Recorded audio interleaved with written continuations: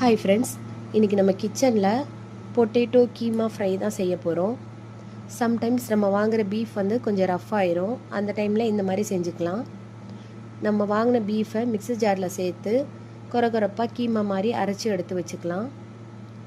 குக்கரில் 5 table spoon அளவுக்கு oil சேர்த்துக்கிறேன். ஆயில் சூடானதுக்கப்புறம் 2 வெங்காயத்தை ஸ்லைஸ் பண்ணி சேர்த்துக்கலாம். கொஞ்சமாக கருவேப்பிலையும் சேர்த்து நல்லா வதக்கி விட்டுக்கிறேன். வெங்காயம் இந்த அளவுக்கு கோல்டன் கலர் வந்ததுக்கப்புறம் 1 டேபிள் ஸ்பூன் அளவுக்கு இஞ்சி பூண்டு சேர்த்து வதக்கிக்கலாம்.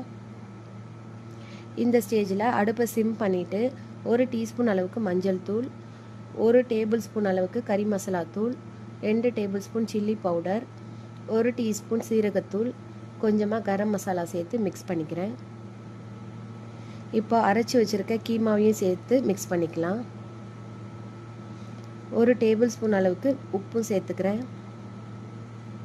கீமா நல்லா கலர் மாதிரி வரணும், அது வரைக்கும் வதக்கிக்கலாம்.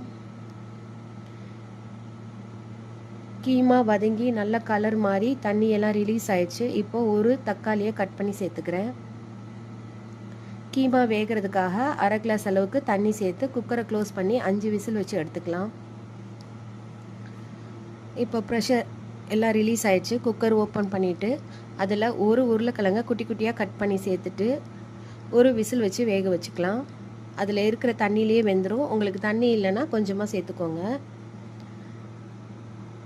உருளைக்கிழங்கும் நல்லா வெந்துருச்சு. இன்னும் கொஞ்சம் தண்ணி இருக்குது, அதையும் நல்லா ஃபுல்லாக ட்ரை பண்ணிக்கலாம். ஃபைனலாக பச்சை மிளகா மல்லியலை சேர்த்து மிக்ஸ் பண்ணிக்கணும்.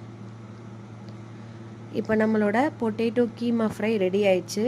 ரைஸ், பரோட்டா, சப்பாத்தி கூட வச்சு சாப்பிட்றதுக்கு சூப்பராக இருக்கும். சாப்பிட்டு என்ஜாய் பண்ணலாம்.